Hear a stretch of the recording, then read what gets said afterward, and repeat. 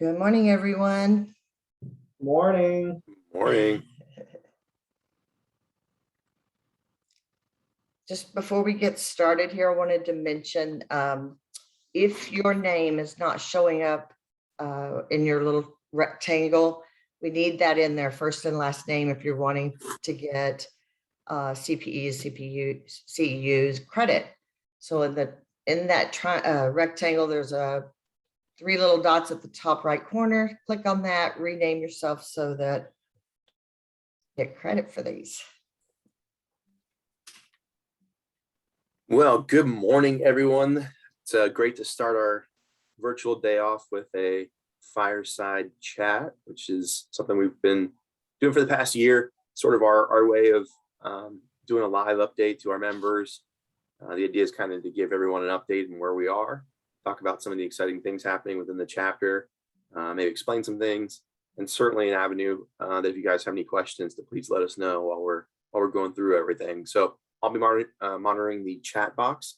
So if you have any questions, please throw it into the chat box as we talk, and we'll go ahead and get started. So it's our first time with Govi and Misty on. I think Govi's been on once before, but excited to do another version of our fireside chat.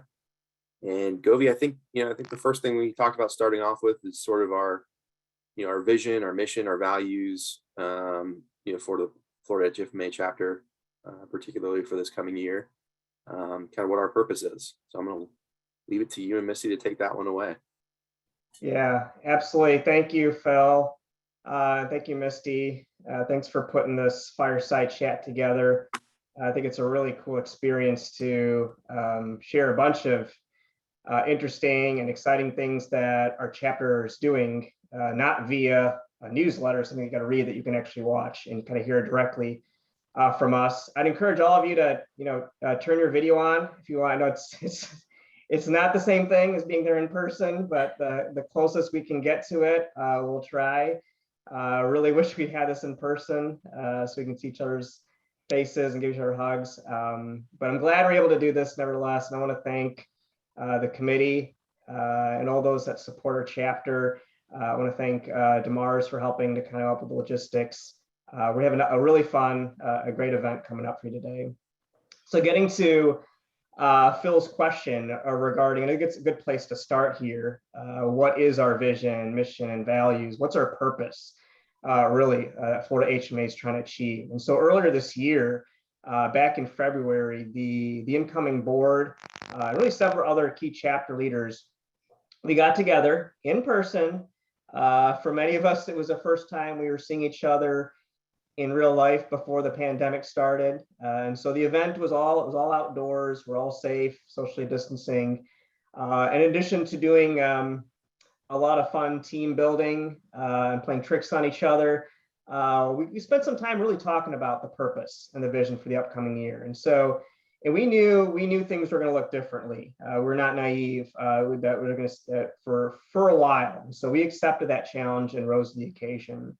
So we laid out our mission and our guiding principles, which really is to provide the best experience possible for our members and surrounding community. And we do that collectively. It's really important as one chapter by delivering innovative strategies. All right, so we're always thinking about how to be creative, leveraging technology, trying to be the pioneer chapter out there. And really focusing on networking opportunities, community outreach. As you noticed, we've been doing more and more charity and giving back to others in the community. Obviously, education, which is our core purpose, and then professional development opportunities, which I'll get into a little more about what we're doing there with our certification classes that we're offering. But that's essentially, when we talk about our vision, values, what we're trying to accomplish. Yeah, it's a great start. I know you and I talked a little bit about maybe the strategy about some of that stuff. Is there anything you want to comment in terms of strategy? Yeah. So right. So that was the vision and mission is a starting point. It actually, is a good segue into how we actually formulated a plan around that. And so every chapter is required to submit what's called a chapter success plan. And so you actually put something on paper, what are your goals, objectives, and how are you going to accomplish that, right? It's great to have a purpose, but you need to have a plan too. So we're going to focus on 4 key areas. There's more than 4, but those are some of the key areas that we're working on. Membership, enterprise communication, collaboration, and provider engagement. So when we think about membership, you can really think either about growth, right? Growing, adding more members, or retention, keeping your members for life. We want members for life. So we're really focusing on both. Probably more of a focus on retention than growth. I think it's fair to say that our chapter really focuses on keeping our members happy. Healthcare is a very small world, right? If you have a happy member, the word of mouth is going to happen and everyone will benefit. Through that, you will grow your membership and you'll grow your sponsorship in direct relation to that. So our director of membership, David Hoyle, he's rolling out several initiatives. Some of them are at the kind of enterprise membership level. So those of you that are working at an organization and your organization does not have an enterprise membership and you're interested in learning more, please reach out to David. It is the most cost-effective way to get you and the rest of your organization's membership to HMA and all the benefits that are available. And then he's also working on some individual things as well to improve that membership and volunteer experience. In terms of enterprise communication, we're making a ton of updates here. Deb Kelly is our director of creative marketing and communications, doing a phenomenal job of thinking through how we can redesign our chapter website. I encourage you all to get on there. There's some new pictures that we posted from our recent spring conference event and our senior executive retreat and some other neat new information there.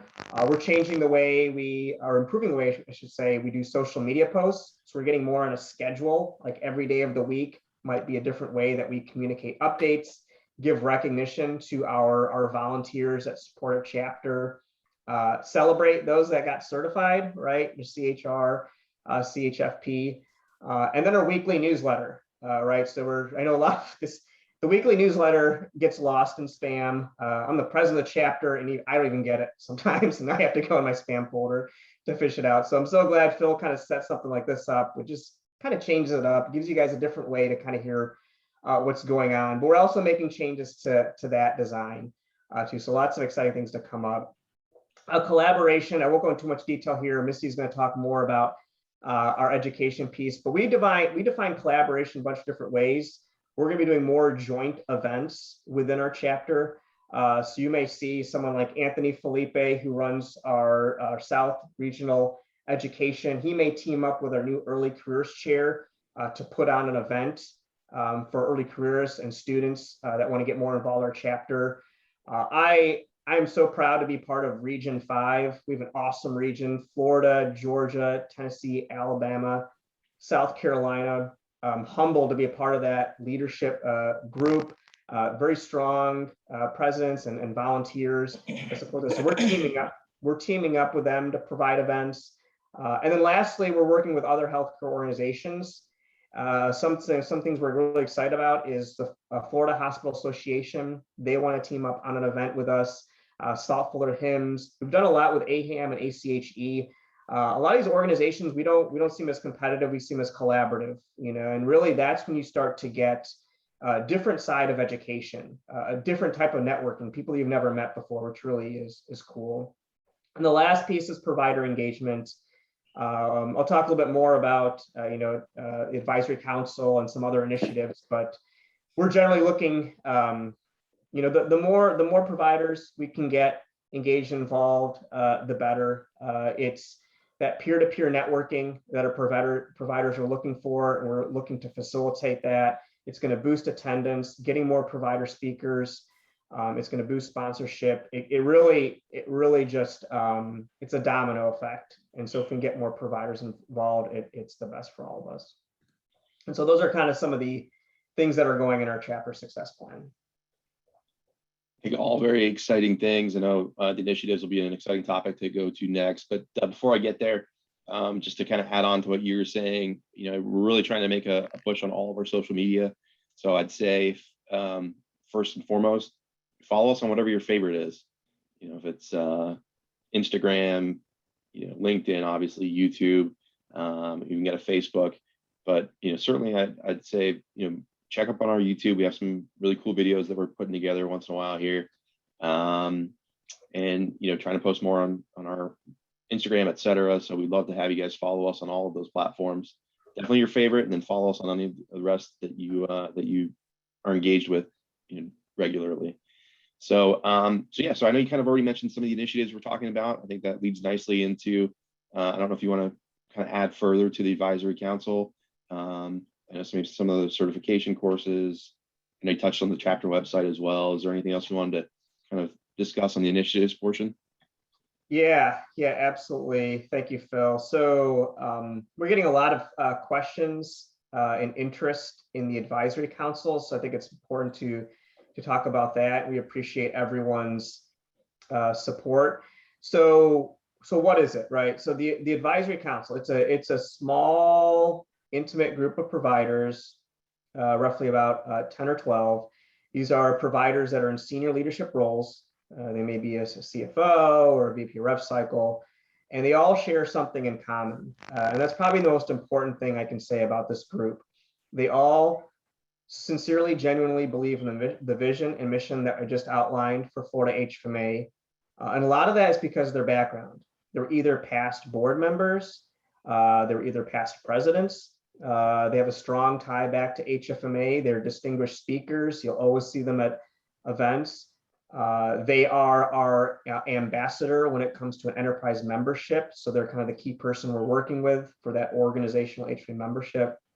So they're very well positioned to be on this advisory council. And this was formed several months ago by John Levine, our president-elect, and me.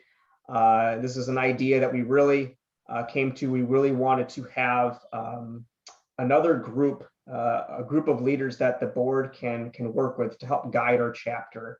The chair of this advisory council is Jason Driscoll, vice president of RevCycle over at Lakeland Regional. And this position ultimately falls under a new board position, which is the professional development and forums, which Charity Fannin, who's a chief accounting officer at University of Miami, hosts.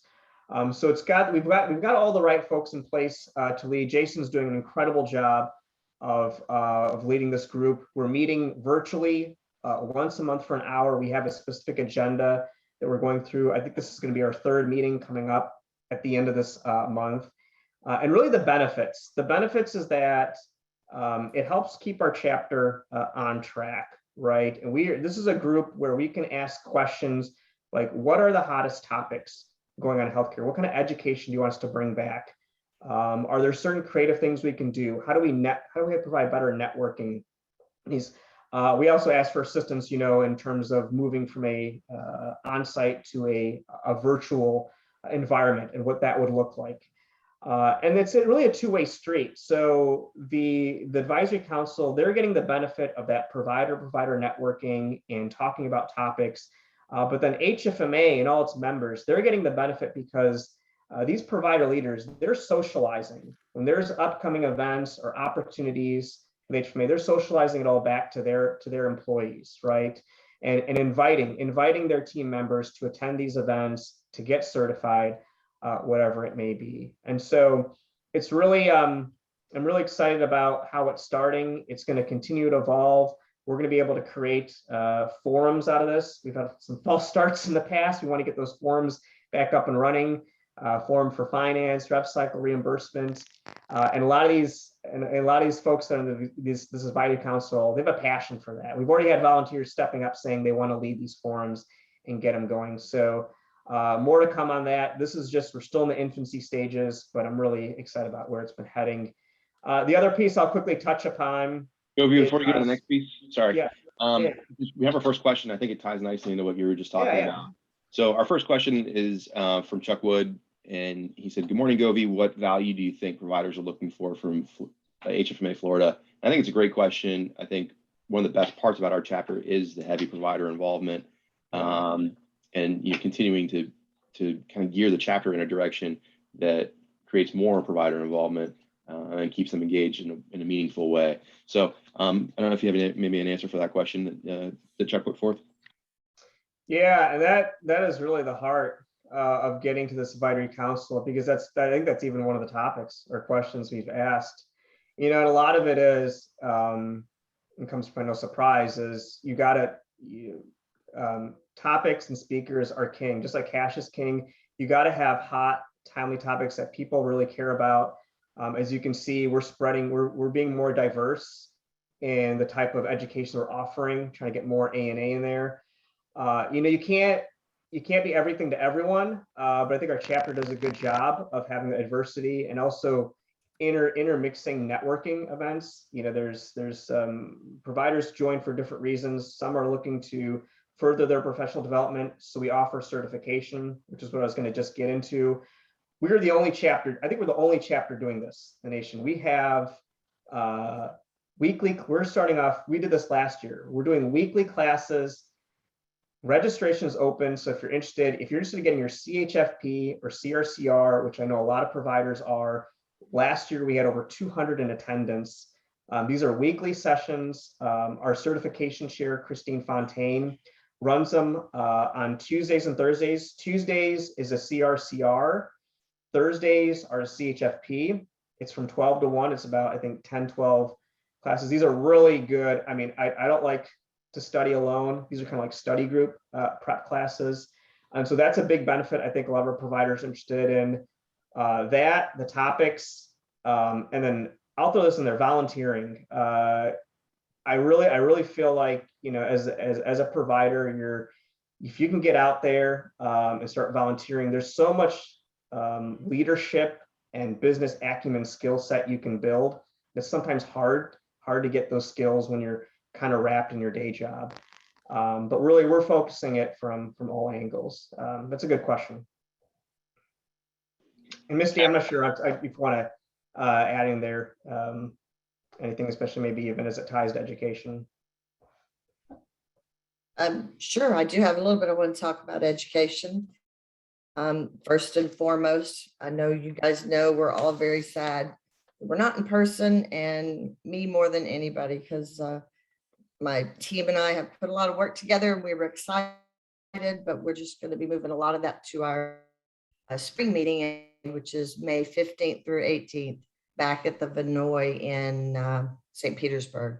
So those sessions that you were looking forward to hopefully will be moved over. Some we'll be doing actually in our regional.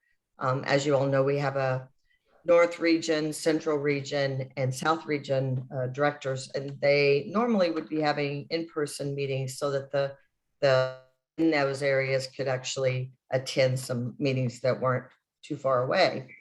But with COVID and us having to cancel, most of these have become virtual, which means anybody can join. So we have those in the weekly beacon that comes out on the weekly newsletter. It's on our website under chapter events, and get ready to register anytime. I just want to talk a little bit about the ones we have coming up in the next until the end of the year. I've got, as Govi mentioned, we have our certification series. There's two. The first one is the CRCR, and it starts on October 5th, and we'll go every Tuesday from 12 to 1 through, I think the last one is December 7th. So through October, November, and then the first week of December. The second one we have is the CHFP certification. This is going to be on Thursdays between 12 and that starts October 7th, ending December 9th. All of this information is on the website. You can click on education and register. The next one after that we have is the October 21st North Region webinar. This is going to be from 10:30 a.m. to 3:30 p.m. We do have NASBA CPEs available. We've got 3 sessions. These are free to attend for everyone. So just please don't, hold back because of that. The first one we've got is transparency strategies in an environment where negotiated risks are public. And then the one following that will be the No Surprises Act, what you should know. And last but not least, what if Southwest ran your hospital? Following, we have an in-person that's going to be outdoor. That's going to be on November the 10th. This is in the central region, and Natalie's going to be running this one. It's going to be an in-person working in an outdoor covered location. They'll do a half day of education planned for the afternoon, followed by networking at Armature Works. Please feel free to dress casually for this, flip-flops, whatever you want, just to be comfortable. And this way you can enjoy the company of your people, safe and outdoors. Last but not least, our South region has an education networking event on November 18th. And I don't have more information on that. Anthony, I see you're here. Do you have anything to add? Well, yeah, quickly. Sorry about that. So we're just getting our agenda finalized, but we talked about it. We're going to having 4 sessions, 4 total CPEs. Our first session will be a panel discussion with some provider folks from Lee Health and University of Miami on talent acquisition and retention in this kind of new normal. Our next session will be centered around Medicaid denials. That's at 10:30. At 1 o'clock, we have a FASB and GASB update from our friends at RSM, Kirk and Anil. And then we will close out the day at 2:30 with a session, an update on telehealth. We're also working on potentially integrating a fun event there around the lunchtime frame. So stay tuned for more info on that. We should have the registration open here in the next week or so. wonderful. Very Sounds cool. great. So Sorry, go ahead. Go ahead, Phil. no, I was just saying I plan on being there. So, get ready for these events. It's nice to be able to see people in person. Obviously, it's tough not to be in person today at our event, etc. Right. But go ahead, Misty. I didn't mean to cut you off. No, you did. I was just going to, hopefully I'll see some of you, if it's not canceled, in Minneapolis, Minnesota in November. I'm hoping it's not snowing, but it could be. And that wraps it up. We have some others planned for this. We have another fireside chat between now and then. So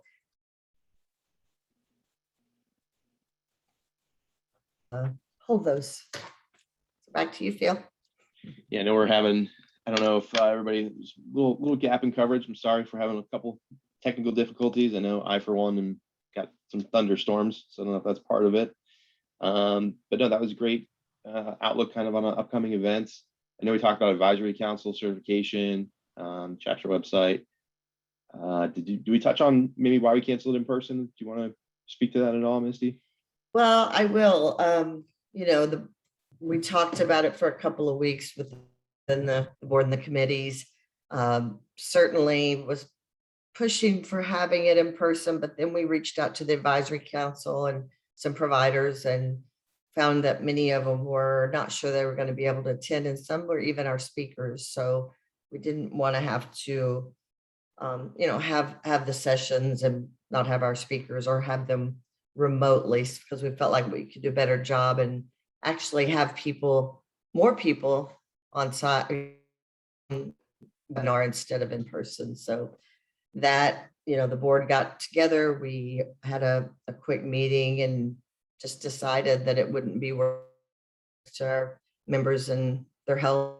And just as much as we were excited to do it, we just felt we would have felt much worse if someone would have gotten ill from attending. So I think it's smart to keep the health and wellness of our members, the first and foremost in the front of our concern there. So that's great. I know we're kind of running towards the top of the hour, so I'm going to try to get through a couple more of these topics that we have. We talked about some of the upcoming events, key dates. I'd say, again, for the key dates and stuff, obviously we send out emails for our events, but keep an eye on our LinkedIn, our social media pages for announcements for those as well. I think the next topic I had is really our ask for our members. And that's, sign up for our LinkedIn, go to our website, Govi, did you want to touch on the founders points at all? Oh yeah. Real quick, I'm not sure if many of you know, but HFMA, the association, they have what's called founders points. You can think of this as like a loyalty program, similar to like the miles you earn when you fly or hotel points. It's all self-reported though, or most of it I think is self-reported. So you have to go on nationals, the association websites, log in, go to your profile, but it's pretty self-explanatory. So anytime you volunteer, speak at an event, do something related to support our chapter HFMA, you can build points. And the more points you build, you get recognition. We give awards, prizes. If you're not going to do it for yourself, I know a lot of you are in managerial, director roles. Do it for your team members. Encourage your team members to do it. Just as I would say, encourage your team members to attend our certification courses. You know, we're your arms dealer. We can put the events up and make them happen. We rely a lot on you all to really help spread the word and get the attendance going. But I agree with Phil. Yeah, follow us on LinkedIn, especially if you're not getting our weekly newsletter. It's going in your spam. Check out our website. Check out the photo galleries, and there's also a lot of volunteer opportunities if you're interested in getting involved. Go to our website is probably the easiest thing. We have a section, get involved, volunteer. You can click on that. We just updated it. We have over 40 different committees. There's something literally for everyone. Even in this virtual capacity, it kind of gets a little bit tricky, but there's definitely opportunities, whether it's kind of helping us clean up our speakers bureau or it's helping us with our early careers initiatives. We're looking for mentors. Mentees, looking to build relationships with universities, sponsorship, education. There's a lot out there. So now's the time to get plugged in. And we'll create that bridge to get you involved with the chapter. Yep, and just as a follow-up to that, our chat box, I know we've posted links for a couple of things we talked about. There's a link for the CRCR registration. There's a link for the CHFP registration. I know Natalie put a couple notes in here. I'll just read hers real quick. The next beacon should be focusing on education, including links to registering both the CR and CHFP series. Again, those links are here as well. We also post a link to the North Region virtual event registration that's in the chat box. So feel free to go there if that's something of interest to you. And lastly, Natalie just put a clarification. You email your founders chair and the founders committee will key in the points as the member does not key it in. So, and then you can check your points by going to the founders points on your HFMA profile. Thank you, Natalie. Thank you, Natalie, for that. Good comment. Well, I think really informative, great fireside chat. Appreciate everybody jumping on for this live. I think we'll be transitioning to start the day with the rest of our sessions here. But again, if you guys have any questions, throw them in the chat box, raise your hand, whatever works for you. And thank you everyone for joining. Awesome. Thank you. Thanks, everybody. And you're not rid of me yet. I'm going to kick this off this morning. I'm going to start with, well, first of all, as I didn't mention earlier, but my name is Misty Davis. I work with MDS and I'm the Director of Statewide Education and Programs for Florida HFMA. Welcome to our first educational session for the 2021 Florida HFMA Virtual Fall Conference. We're going to start off with Paul Perry as our speaker from Warren Averett. He's going to be presenting an ANA update entitled CPAs and Technology, Preparing for the Future. Before we get started, I just have a few quick announcements. First and foremost, I want to thank our session sponsor, E5 Workflow. Next, I want to remind everyone, in case you didn't hear me at the beginning of the first one, if you're wanting CPE credits, you're going to need your name, first and last name in your, if your picture's not there, even if it is, we need you to click on the three dots in the top right corner and rename it your name so that we can see that you attended the full session. I also want to thank all of our Florida HFMA chapter sponsors. Without them, we wouldn't be able to offer these fantastic virtual educations like this to our members for free, especially. If you need, I just talked a little bit about this, but if you need CPE credits, you'll need to make sure you logged in to the meeting with your first and last name. You also have to stay on in your entirety, and you also have to answer the 3 polling questions to receive credit. If you're dialing in by phone, we won't be able to track your attendance. So we'll need you to log in through that calendar invitation that was sent to you. It may be in the chat box too. I think we usually put following today's event survey in 48 hours that will contain links to the recording, feedback survey, and your certificate that you'll need to present to your CEUs or CPEs.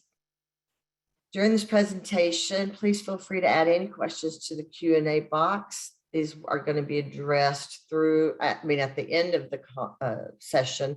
If for some reason we run out of time, then we'll ask Paul to answer those via email. I'm going to now hand it over to our session sponsor, Mark Brouillette. He's with E5 Workflow, and they are sponsoring this session. So Mark, take it away. All right. Thank you, Misty. I want to thank you, Phil, and Govi for the opportunity here, and the team here for joining the HFMA Florida event. Thank you. Very briefly, it's difficult to have a conversation about preparing for the future without mentioning the continuing role that software generally is having across all industries. For healthcare, finance, risk, and revenue cycle management compliance, they're going through their own transformation right now. Up until now, human resources in healthcare have been tasked with more and more daily work to handle increasing requirements. For healthcare, finance, risk, and RCM teams, it's not a sustainable way to operate. And so the company I work for, E5 Workflow, we look at the future a little bit differently by helping teams automatically prioritize the next best claim to work. In doing so, this removes the constant burden of prioritizing work for the managers, and it throws it back to the software to handle.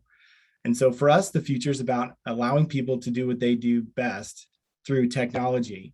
In other words, we focus human potential, increasing billable claims and increasing team productivity on average of 30%. Well, speaking of future and technology, I'd like to introduce the speaker for this session, Paul Perry, Preparing for the Future. Thank you, Paul.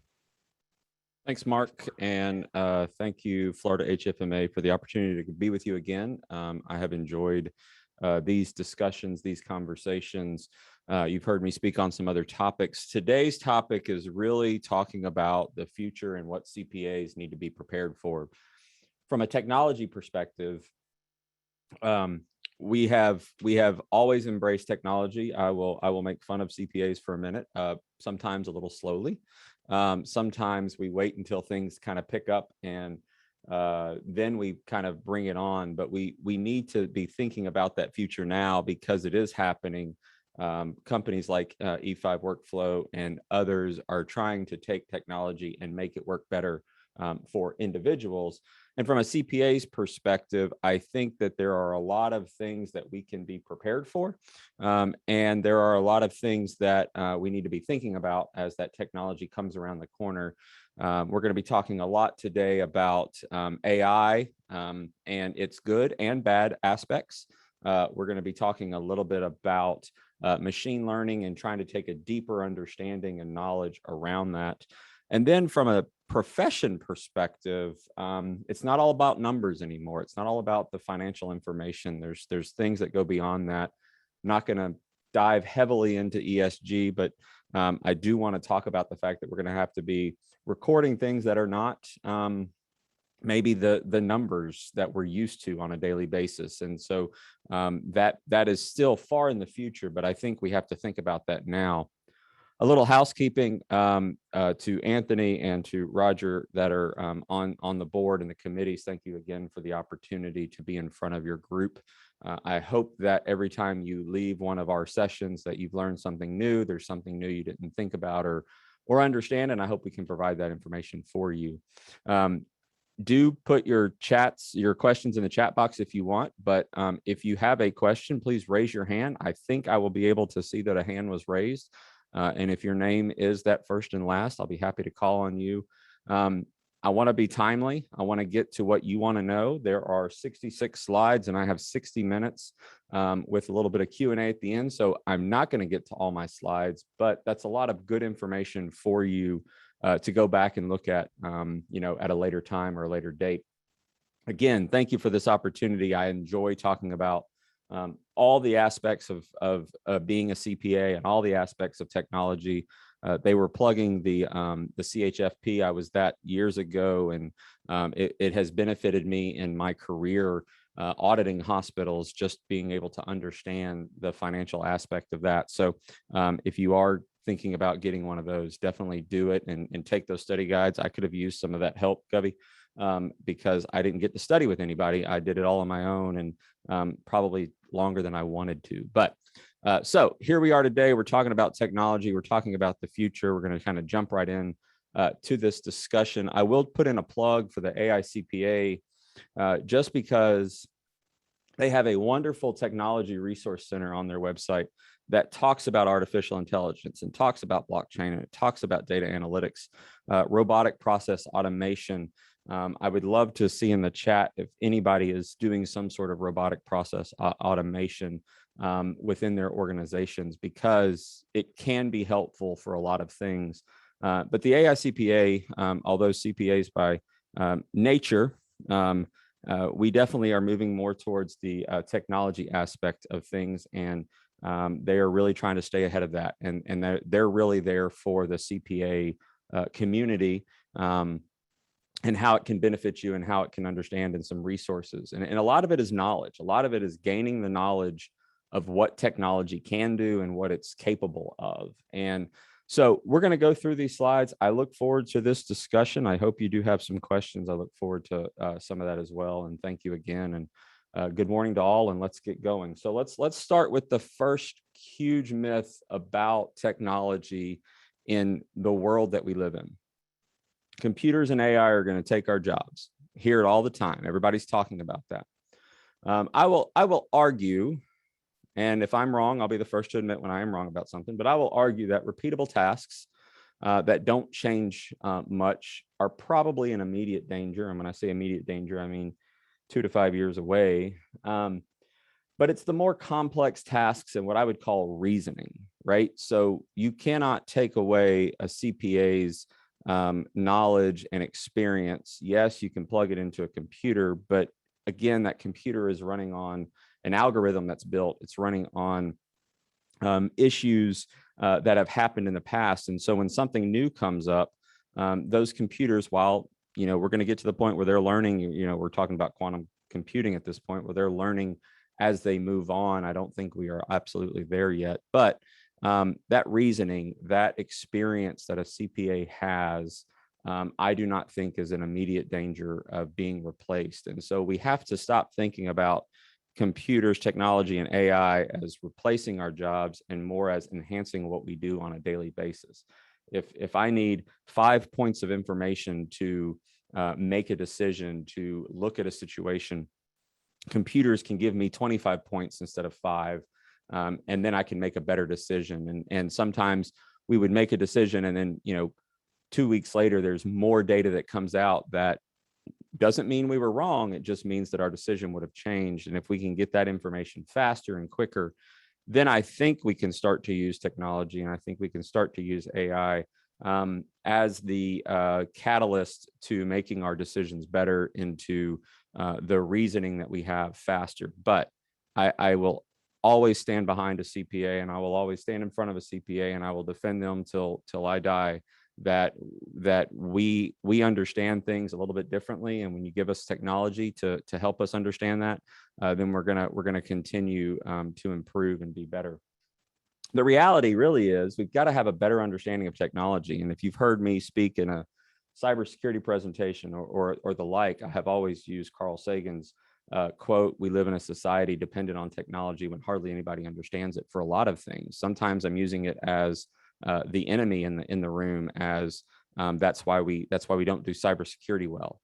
And in this aspect, I think we have to use technology well, and we have to understand what it does and how it does it. And AI is that back in, 15, 20 years ago, we were all thinking about AI and, oh my gosh, it's going to change the world. And I do think eventually it will, but I don't think it's in our immediate lifetimes. And part of that is that there's a lot of failures in AI. And I'm not going to go through every single one of these. You've probably read an article about all of these, but the ones that I want to talk about, the Watson for healthcare, IBM Watson came out a couple, 10 or so years ago. And as it advanced, they started putting in scenarios. And I think they did like a test of maybe 10 or 12 scenarios at a hospital, and the patient parameters and the illnesses and their allergies and things like that. And in 11 of those 12 cases, whatever IBM Watson suggested would have immediately killed the patient because it didn't know other situations, right? And so we see far too often articles where AI has failed us in some point. From an HR recruiting perspective, they tried to put a little bit of AI and machine learning into a recruiting tool, and of the candidates, it selected 98 men. I'm not saying computers are biased, but sometimes that gender bias was very prevalent in what it was looking for. And again, it's the algorithm that was built. I think my favorite one is either the Facebook chatbots, where Facebook created 2 chatbots, and then the chatbots started talking to each other, and then they started using a language nobody else could read, and so they had to shut down the chatbots because we don't know what would have come of that, right? We don't know which movie, iRobot or Eagle Eye, would have come out of that. But then the facial recognition in China, there's a story out there that a celebrity got a notice that they have a couple fines on jaywalking, and kind of made the comment, I don't usually walk the streets of the city, and I don't ever remember getting these tickets. And when they went back and they looked at the scenarios from the cameras, and the celebrity's picture was on the side of a bus, and the bus was driving down the street.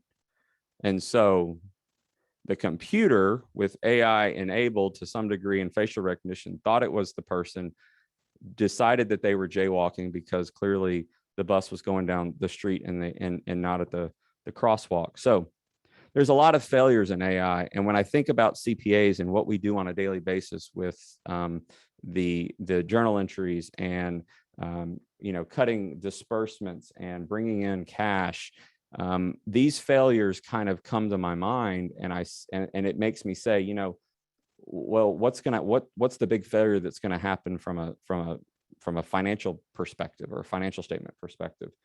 So I don't think that again we are too early. Again, my opinions are my own, but I really do think in all of our understanding and all of our research around technology, this is really kind of where we are at this point. So to understand the future, I'm one of those that I'm a data analyst. If you've heard that presentation, I like to look at historical, where were we and what required the changes in what I would call science or technology in our profession over the years. And so I'm going to take everybody on a little journey of history, kind of starting with the abacus. Can anybody read this abacus? If you know what this abacus says, please put it in the chat box.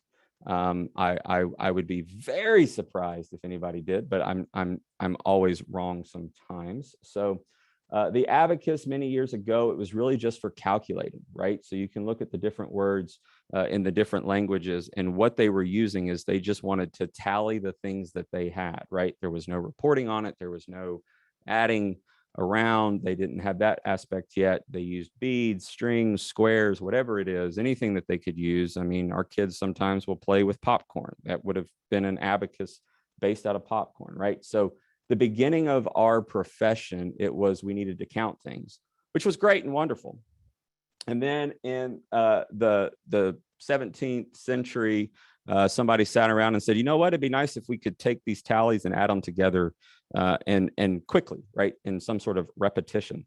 That became the adding machine. I will say I do have one. It is on my desk at home. It is about 45 pounds. And I think the only thing it's good for is throwing it at somebody if they break into my house. And if I could pick it up and throw it, I probably would strain my back. But nobody really uses these types of adding machines anymore. They were really started in the 1700s, the 19th century. The American Arithmometer Company came out with the bureaus, which is the one that you see on the screen. It's the one that most people reference to some sort of adding machine. It is actually still a company that is still in working today. It's called Unisys. It was the original. It through acquisitions, it purchased the AAC, and so it became billing machines and mainframes, and that all started from really that adding machine. By the way, this is like 6,700 and something million, 6,302 million, just in case anybody was curious, because I didn't see anybody that knew what that one said. I still don't know how to read it. I had to Google it, and I had to read it like multiple times to figure out how to read an abacus. So then we went from counting things to adding things. And somebody said, you know what, it'd be nice to keep a record of all the things that I've counted and added. And so we came up with the ledger, which is Dutch for a book remaining regular in one place, right? So that's kind of where you get the general ledger, you get the sales ledger, you get the revenue ledger. It was the principal book of record, right? So it was the one thing that we always used. And it was great. And I will argue that of the people on the call, I bet somebody still has this on their desk and are using it on a daily basis. So I don't need to be talking about yesterday when I'm talking about this. But again, we had a problem as a profession. We tallied things, we added things. Now we needed to record all that adding we did. We needed to keep it in some sort of official record book. And so that's when we created the ledger. And you can kind of see over time, the profession looks at a problem, looks at what they're doing and says, okay, now how are we going to make that better? And what is the next step of that? So let's talk about today. This is how we do data analysis today, but this is how we count things today. This is our new adding machine. This is from my data analysis presentation, because I think is it important that in the last 10 years, we've gone from this ledger to this calculator to all of this to this, and it just continues to grow. And so every time we have a problem, we try to find the solution for it. And I think that's what makes our profession, the CPA profession, so great, is that we are always trying to reinvent ourselves. And so the next thing is the business intelligence, and that is the thing that we now need. Hey, I can count things, I can add them together, I can record them in a book. Now I need a computer to help me sort through all of this information that we've talked about on the data analysis side before, and say, how do I now continue to make those reasoning, those rational decisions as a CPA with the information that I have available to me? And so business intelligence is that next thing. It's taking all of it and it's making it into a nice dashboard. It's making it into some sort of predictive analytics, some visualization, some benchmarking. I am sure every single one of you on a daily basis have some sort of dashboard, have some sort of visualization that helps you do what you do on a daily basis. And I think that is the problem we are solving today. I think what people from an AI perspective want to do is they want to solve the next problem, and they want to say, okay, make that decision for me. And I would argue that that's not what we really want, because the decision without human interaction, without understanding other aspects or knowing something over here that just, I mean, how many times have you been making a decision about something based on information you have in front of you, and literally right before you decide what to do, somebody else comes in and says, hey, did you think about X? And you go, nope, never thought about X. That changes everything. I've got to go back to the drawing board. I've got to figure out what I want to do. Yes, if programmed correctly, and if taking in account that and artificial intelligence could do that, then we're getting there. But I would argue that how many times do you come up with 2 or 3 decisions on the information that you're given, right? Or the situation that is in front of you. You say, well, there's one of 3 decisions I can make, right? And a computer is going to take, if you're a Star Trek fan like me, the computer is going to take the logical decision. But how many times have you said that logical decision is just not the right decision? That may sound, that with all the data points that it has, that may be what everybody says is the logical move, but your computer doesn't have a gut, a computer doesn't have feelings, a computer doesn't say, you know what, that just doesn't seem right. And so I think from that perspective, we have to consider the fact that, you know, maybe the computer cannot make those reasoning decisions for us. In the future, it may, but I don't think we'll ever get rid of that. So hope this information is good. I hope you are enjoying this. I do wish we could all be together so that I could see your reactions. I could see your body language on what's happening. But I hope this is good information. We talked a little bit about robotic process automation. It's really using computers to automate repeatable business processes. I would really like to hear if anybody is using RPA within their business and what that task is and what they are doing. From a CPA perspective, we are, you know, for those that are dealing with the lease standard, there are a lot of organizations that larger organizations that say, you know what, I got 1,000 leases. How do I efficiently and effectively make those leases go from the way that I used to have to record them to the way now?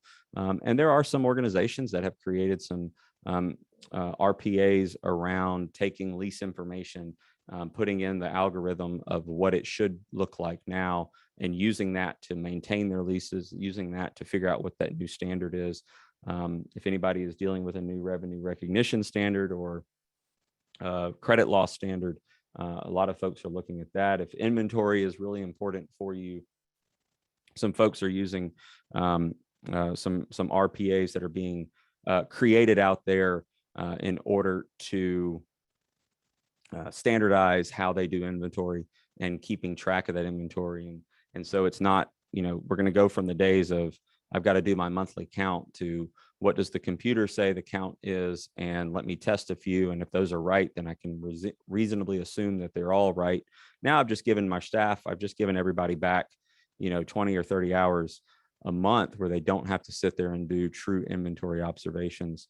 And so we're going to be getting to that, right? So that's how technology right now is going to immediately change the profession. And people say, well, that's taking away hours from the people that are what they're working on. And I would argue, no, that just gives them back hours to do something that is less mundane, that is more in their wheelhouse, that is more around their subject matter expertise. And you're just giving people back that extra time, and hopefully they go and they use that from that perspective. So RPA, the uses right now in finance and accounting, downloading and reviewing of some tax returns, month-end close. We are looking at some AR, some reconciliations, you know, registration and validation of suppliers. If blockchain is we'll talk about that in just a second, but blockchain from some perspective will start to get into the supply chain and hopefully help that feel a little bit more secure. I say feel because garbage in, garbage out, as we'll talk about in a minute. But there are a lot of RPA uses right now, kind of in that finance and accounting industry. I'm sure y'all are seeing some of those as well. For those that are interested in RPAs, you know, again, some of the cons to RPAs, it can't replace that human judgment. We've talked about that the majority of the day. It can really just focus on analyzing what you have and giving you results based on some criteria. If it's always changing, if it's an environment that is always changing, RPA has to go back in and you have to reevaluate the algorithms. You have to add to the algorithms. So it does not work well if there is an environment that is changing. Again, it requires an understanding of how technology works, because if you start putting this into place and you don't really truly understand all aspects of it, that's why car guys are car guys. They get in there, they tear apart car people, not just guys, but they get in there, they tear apart a engine to then know how it works, so that when they hear that one sound, they know they can go back and they can fix that one piece, and they understand the ins and outs. In employing technology, employing RPA, and eventually AI, you have to understand really how the technology works. Some of the pros of RPA is it can take a lot of information, and it can do what we say, clean the data, extract, transform, and load. If you've got a lot of data that's being ingested from one aspect that needs to be analyzed so that somebody can make a decision. That cleaning of the data is a lot of the time we spend in data analysis is really just transforming and manipulating, not in a fraud way, but loading up of data into a system. And if you got some sort of automation from a process perspective that can gather that, clean it, and put it in there, now you're going from those 5 points to make a decision to those 25 points. And I think it's helpful. Outstanding item reconciliation. My days as an auditor, from a financial perspective, especially in healthcare, but in all businesses, it was not really just focused on healthcare. It was all industries, was just the inability to reconcile large amounts of outstanding items, to the point of I've known some companies that had so many outstanding items that they would just take an account and go, okay, we're going to move to a new account. We're just going to go clean up the old stuff so we can just focus on the old stuff, and the new stuff we can hopefully get a process for it to reconcile faster. That's very antiquated. That's very old. That's not the way we should be doing things. Lease accounting, we talked about that. If you're taking 1,000 leases and you're taking in the information, if somebody has an RPA out there for lease accounting, using that as the perspective of, let's do this more efficient. Let's do this more effective. We always say that technology gives us efficiencies, it gives us conveniences, but we got to use it the right way from that perspective. If you are looking to get into RPAs, there are a few out there that some programs that most people are using. UiPath is one. I'm not recommending, I'm not suggesting any one of these, but in some of my past presentations around this, somebody says, if I want to get into RPA, where do I start? Automation Anywhere is one that I've heard a lot of people use. So there's just 6 or so examples of how you get started with RPA. I've taken a quick check of the chat box. I don't see any questions yet. So we will, and I don't see any hands raised, so nobody wants to pipe in and ask a question. Okay. I think we have a polling question. Yes, I think we have one coming up shortly. So 1 second there. So let's jump into AI. Let's talk more about that so that we all have a basis of understanding of AI and the evolution of AI. It's really the area of computer science that makes intelligence in the machine and makes that work and react like humans. I don't know about you, but I react multiple different ways when a situation happens. And so right now, the way the computers are programmed, it's really that non-changing environment, right? They're getting to some of those issues there. I'm trying to find when my next, all right, I got one coming up in just a minute for that polling question. So from an evolution of AI perspective, no artificial intelligence, I would say, is kind of where we are right now. We're getting into the AI piece, but right now we're sitting in that robotic process automation. We're sitting in that left-hand side of your screen, that basic algorithm, right? There's really no AI involved. And so that's kind of where we sit today. We are getting into some cognitive process automations in certain areas. That's the beginning of AI. And when we talk about AI, I taught you look at AI, machine learning, deep learning, and I would encompass all 3 of those as being AI as a whole, right? That's different levels of artificial intelligence. As you can see, we get into artificial intelligence with machine learning. That's where the machine is taking that history and it is predicting what's going to happen based on the information that it's been given. That information may be bad. So we've got to think about that perspective. The information may not have the right algorithms, or the algorithms aren't built out for all scenarios, right? So that's the part that we've got to get our hands wrapped around a little bit better, related to the evolution of AI. And then you get to the deep learning. I mean, that's the iRobots, that's the Eagle Eye movies, that's where computers are building computers and processing them, and they're giving computers some sort of vision, and they're really making the decisions for us, and you're getting away from that human interaction, which I just don't think is what, as a profession or as a society, we really don't want the computers completely take over. We've seen that can go bad real fast. And so we've just got to understand. And that's why I thought it was important to bring in this evolution of AI, so that you understand kind of what to expect when you start talking about it. 2 more slides, and then I think I have your first one. So some of the trends that we're seeing: personalization, from a financial perspective, analyzing markets. We're starting to see those types of trends in this robotic process, this AI, the future. Digital wallets. When we go into audit somebody, I no longer can just say, give me your check register. I have to say something like, give me the thing that you pay people with, because that may be checks, that may be wires, that may be PayPal, it may be Venmo, it may be a bunch of other things. And so we're starting to see that come into place. Crypto is obviously one of the things that is there. We've got to feel secure. And so a lot of organizations are starting to use voice pattern recognition or location-based issues with security, right? So when somebody calls into their help desk or something of that nature, that you've checked their voice pattern, you've checked where they're calling from, and it's consistent with the past.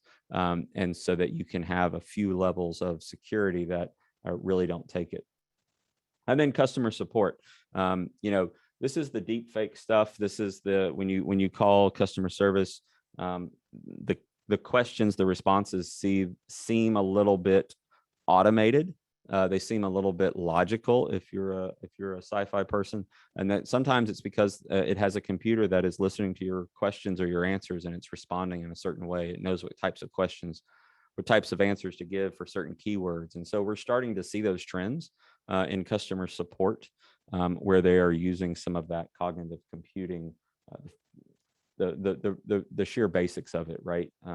And so if you ever think you're talking to a computer and you want to figure it out, say something that has nothing to do with what you're talking about and watch it go off on a tangent, because it's going to its algorithm. It's like, oh, now they want to talk about this. Now I got to answer this way, right?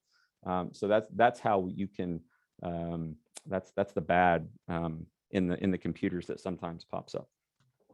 So first polling question: do you feel AI is more of a threat or more of an opportunity in your industry? Give you some time to respond to that. Again, looking at the chat, anybody is using RPA or is using AI, I'd love to share it with everyone. And if you don't, because of competitive reasons, I completely understand that as well.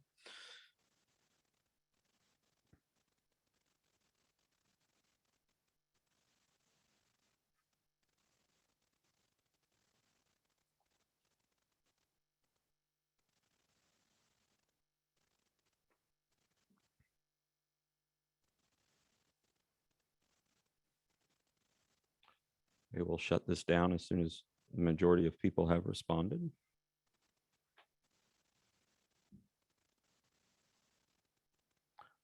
For those that I can see on the screen, if this is good information, nod your head. I appreciate any responses y'all can give. I see some smiles from Misty. Thank you very much, Misty.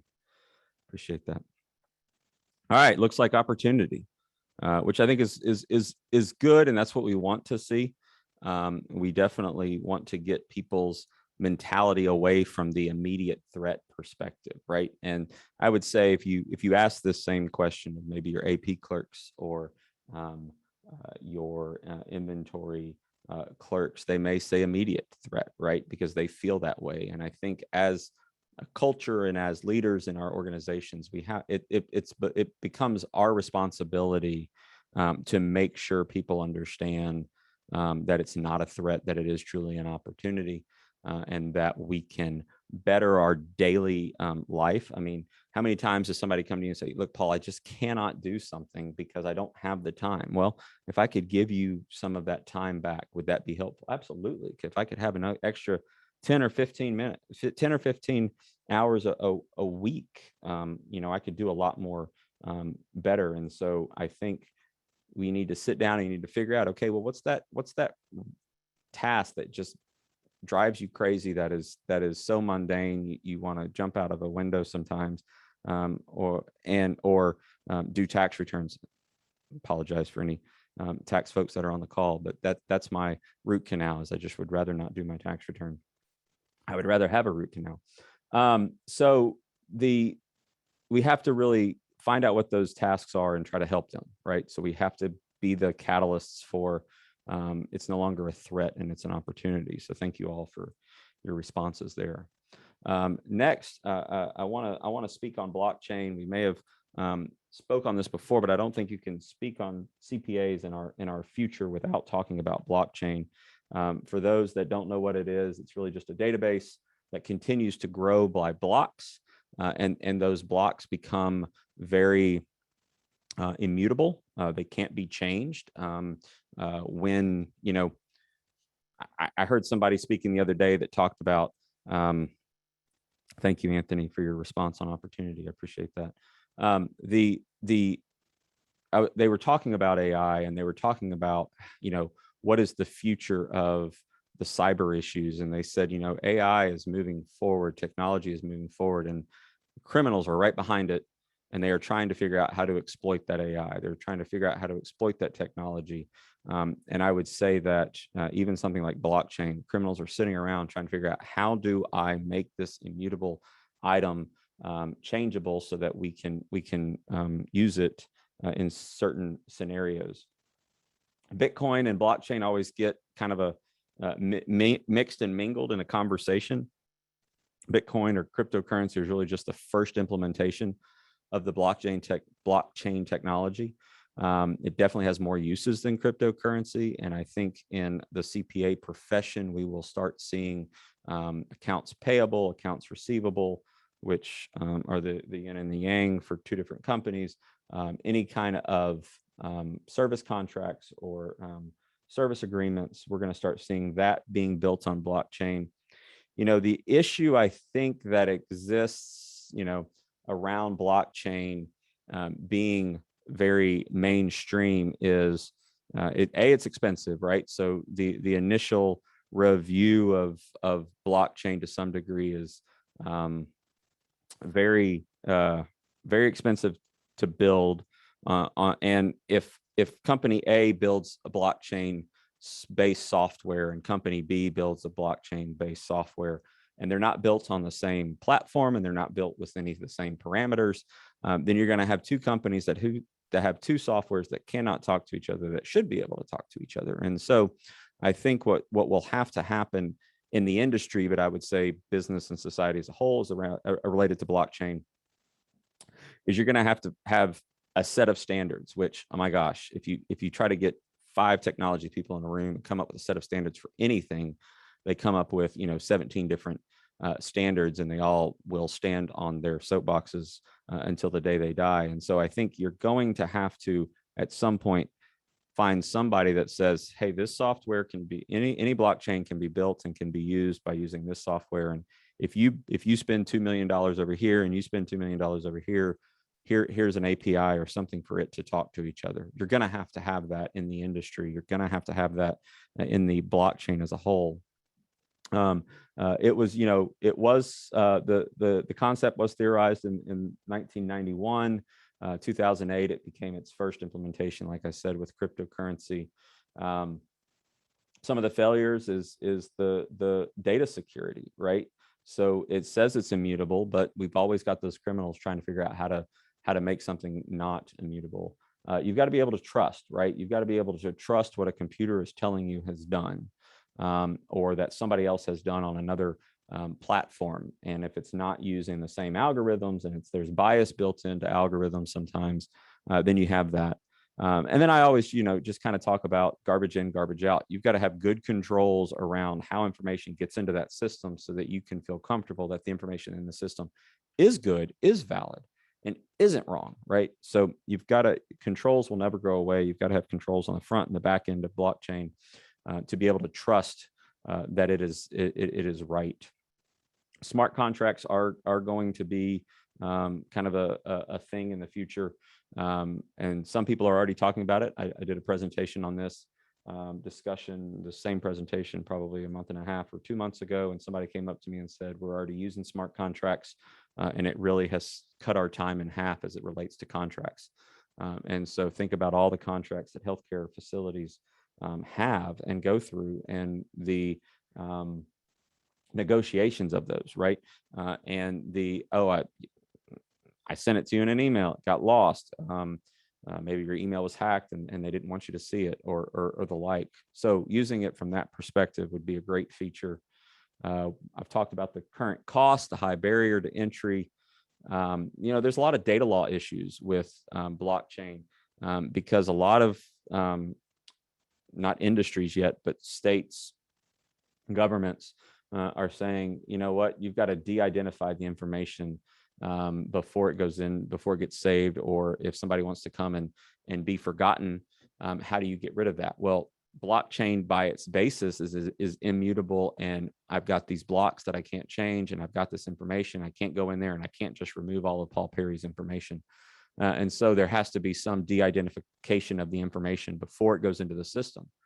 Those are all issues. Those are all challenges that we are going to be seeing from a blockchain perspective. Some of the other challenges I've already talked about: controls on the front end, understanding what blockchain is, don't use it. If you don't truly understand it, or don't, and they're not all created equal. Algorithms by nature are created by people with experiences, and they're different experiences. They have different biases, and sometimes those are built in. So you've got to have a really good understanding of what blockchain is and what it's going to do. Which brings me to my next question. How familiar are you with blockchain? Just curious the level that is out there.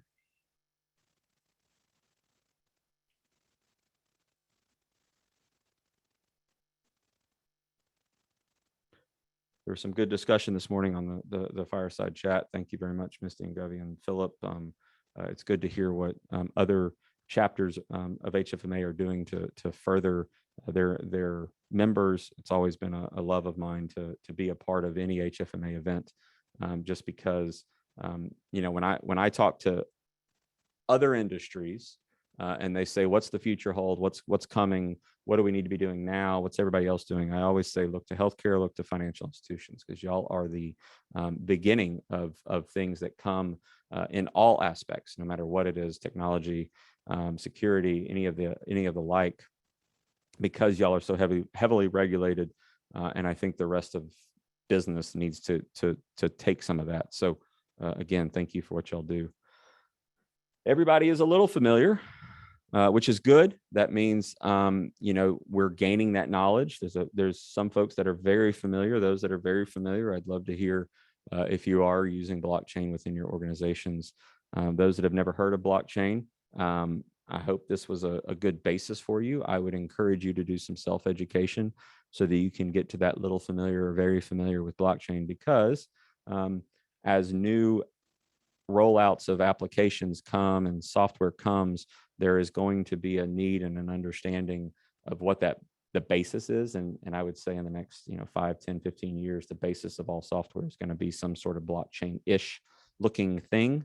I was a part of a discussion on blockchain probably 5 years ago, and the lady doing the moderating of the group, there were 4 of us up there. She said, all right, we're glad to have 4 experts on blockchain, and every single one of us laughed, because it was kind of like, how is anybody an expert on something that is not done yet? It's not completely built. It's not it's still in its infancy.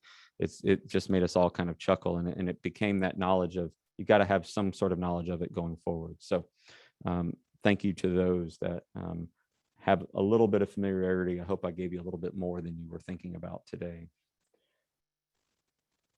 So tomorrow, what does technology hold tomorrow?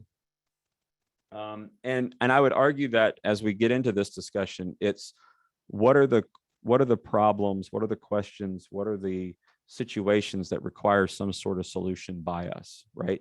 And that's where we need to focus our tomorrow on technology time. There are some things that are out there that I'll talk about, but it really, if you look at the profession from the beginning of time, again, we've always used problems, we've always had solutions for those problems, and we've always created it, sometimes a little slow, but we will get there. But we need to be thinking about what those are.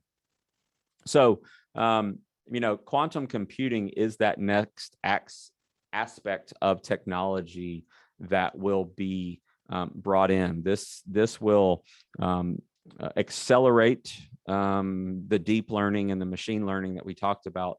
And to be honest, when you talk about quantum computing, there is an arms race to some degree. Somebody used that term earlier. There's an arms race to who can get to quantum computing first, because whoever does and whoever perfects it first kind of wins that race, right? And this is, sometimes I have to step back and go, the computer does a lot of things, but there are a lot of things that it still can do, and quantum computing is going to help that from a very basic perspective. Right now, we think of things as bits, ones or zeros, and that's how computers and technology works on a daily basis. It's that binary system, calculates it in what would be called a linear fashion, right? It's logical, it's linear. Quantum computing says it goes into from bits to what they call qubits, qubits, and it's where both 1 and 0 happen at the exact same time. So little hard to sometimes wrap your head around, and the articles that I've read, I need to read a cliff notes on cliff notes to understand what they're saying. But basically, how fast a computer is running today, once quantum computing takes over, it will run exponentially faster. And there's no other way to quantify it than exponentially faster, right? And that's because right now it's looking for a 1 or a 0, it's looking for a yes or a no, and then eventually they will be able to happen at the exact same time. And when that does, things that took a computer now, 30, 40 years ago, it took it an hour to do. Now it does in a second. Now it does it even faster than that, right? So the things that it takes a computer today an hour or two to process, to work, quantum properties from a computing perspective, again, and exponentially increase that. And so we have to be thinking about that in those terms.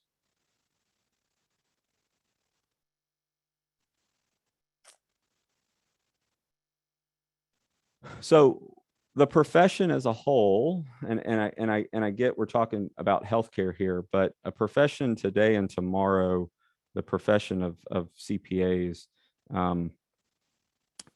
we're going beyond just recording and just documenting and just dealing with the financial information that happens on a daily basis. We're getting into other trends and other aspects of the profession. I'm not going to really dive into these heavily. We've only got about 11 minutes left, and I want to leave several minutes for any questions anybody may have. But sustainability and ESG is coming down the pipe. You may already be hearing about this in some aspects of a business. There's going to be an increased reliance on data analytics. We've had that discussion already. But from an auditing perspective, the profession is trying to determine, how do we change the audit requirements? How do we change things to include data analytics as more of a fact and a basis to give an opinion rather than just the thing that helps us get to an opinion. So there's going to be an increased reliance there. SOC reporting, those principles, those criteria are going to continue to evolve as an organization or as a profession. And it's because, yes, the numbers are important, but now we want to know what the culture is like. Now we want to know what the controls are in place to get to those numbers.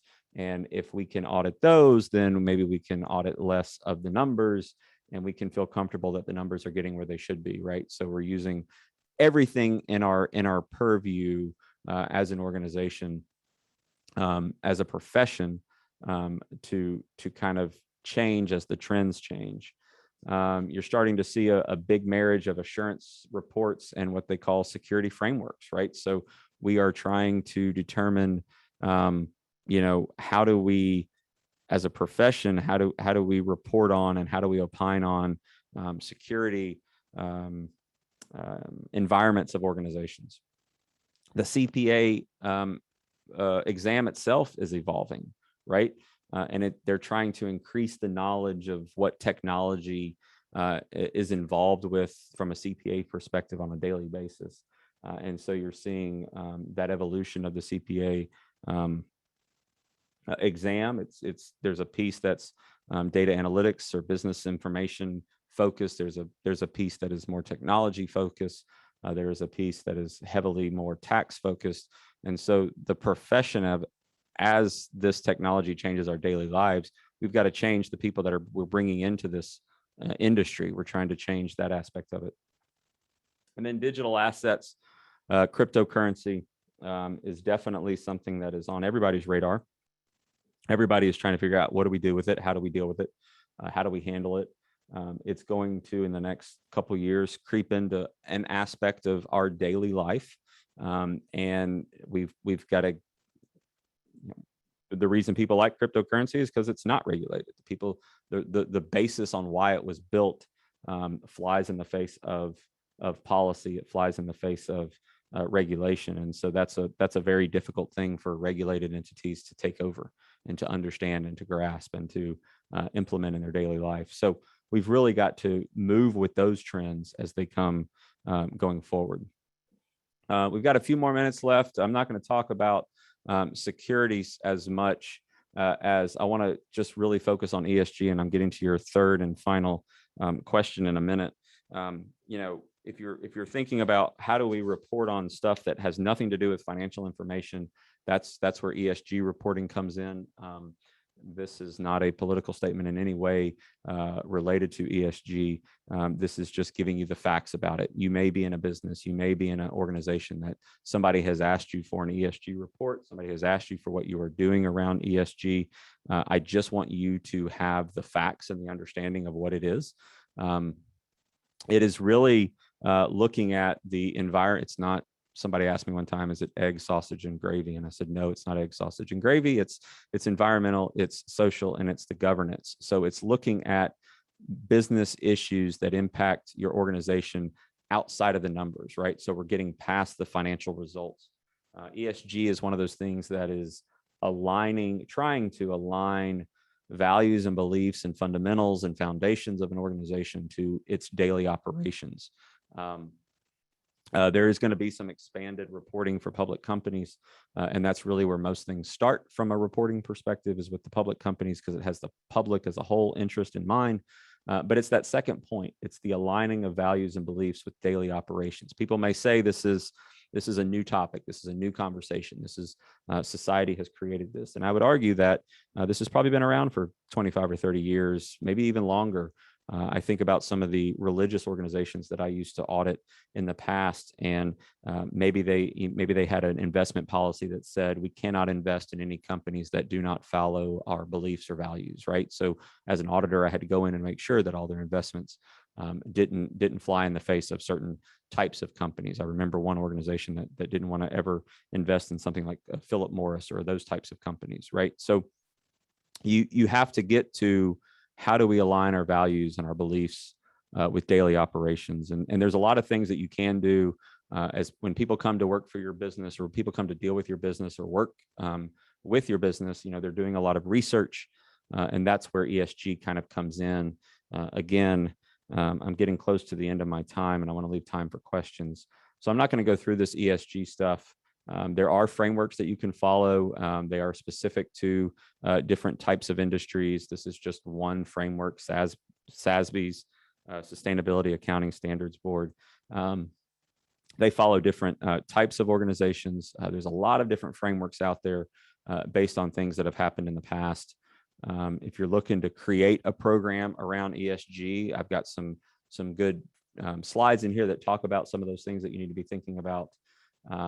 There are a lot of potential issues. I don't want to get into those, but it's really, you're looking at environmental indicators, performance indicators. You're looking at social performance indicators, what you're doing with your vendors, your people, and then how you're governed, and specifically how you handle that. There is that SASB that I talked about. There is one around healthcare delivery, and these are the things that they say are important. And so if you get a question around this, I just want you to kind of understand that there's a whole ecosystem out there around ESG, and you do some research. But again, if you're thinking about the future and you're thinking about technology, we have great accounting software.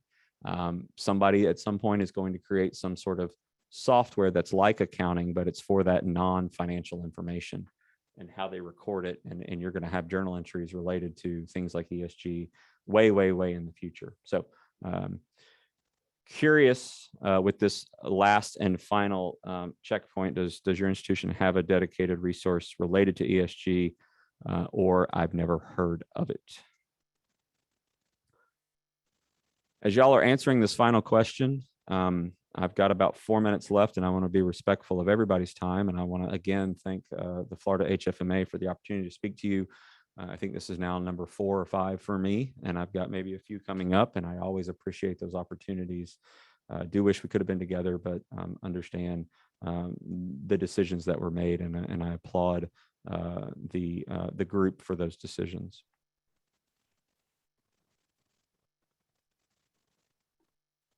Just a few more minutes. Misty, I'm not seeing any hands raised. Are you, or questions asked? I just want to make sure that I'm not going to miss somebody. No, I don't see them either, but if anybody does come up with one afterwards, you can always reach out to me. My email is on the website, or I believe Paul's information, he probably has it at the end. Yep. Feel free. All right. So So looks like most of you have not heard of ESG. Some of you say yes. Some of you don't have a resource. Some of you do have a resource. That's interesting. I'd love to hear what those resources are doing and the kind of the future of that. Bless you, Misty. I'll get to my last slide here. There is my contact information. If you have any questions, do not hesitate to reach out. I again thank you, and I thank the HFMA chapter for the opportunities today. Misty, I'll turn it back over to you. And we thank you, Paul, for such timely and informative presentation for us. Quick reminder for attendees, you can find these presentations.